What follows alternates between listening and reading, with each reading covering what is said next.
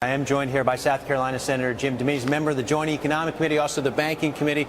Thanks very much for the time, first of all. Appreciate you joining us. Peter, it's good to be with you. I know you got a big focus today, hearing today, looking at the nation's debt load, but I want to ask you about the president's ideas for dealing with the nation's debt. You're not a big fan of what the president rolled out yesterday. Well, the president doesn't seem to understand that it's the people who are making money who are creating jobs, and he doesn't seem to like that. And he just wants to add taxes. I mean, I want to see his proposal, but it's just like the alternative minimum tax that was targeted at a few that ends up hitting a lot. It doesn't make sense to double tax capital gains, and that appears to be what he's trying to do. What about his basic principle? If you look at Warren Buffett, his effective tax rate about 17%. His secretary pays more. In principle, there are a lot of Americans who would suggest that doesn't sound very fair. Well, if he's paying taxes on capital gains, taxes have been paid by the corporation before they gave it to him. So the effective tax rate is close to 45%. So he may not be paying it personally, but the tax is being paid at a higher rate than his secretary is making. So I think we just need to see the real numbers. I'd love to see Buffett's tax return so we can see what he's really doing, because he's kind of operating in the dark here, making some claims. But, I'm not too worried about a few billionaires. I'm worried about the middle class. Every time we try to target the billionaires, we take the jobs away from the working people. So we need to think this through.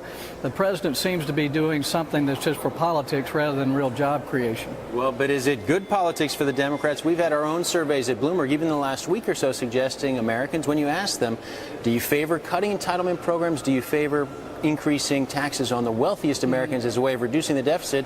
We have more Americans suggesting tax the wealthier Americans. Well, those are two false choices. We don't have to cut entitlements. We need to keep our promises to seniors. I mean, we had a 10-year budget here in the Senate that Pat Toomey developed that balanced our budget without cutting Social Security and Medicare. There are better ways to solve the problem than just cutting benefits. And people who've paid for these benefits, they shouldn't be first on the chopping block. We just need to cut spending. There are a lot of places we can cut spending. Tom Coburn's done a lot of work with waste and duplication, trillions of dollars. So we just need to roll up our sleeves and cut spending. That'll solve a lot of our problems. You're again having a hearing today looking at the debt situation. Obviously, there's a big concern for the supercommittee that's meeting over the next few months. What's your level of optimism, your level of confidence that they can come up with a plan that you can support?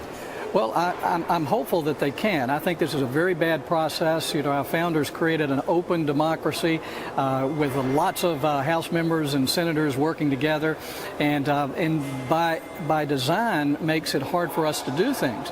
But what they've done is tried to create a streamlined process to move things through behind closed doors, which I don't like.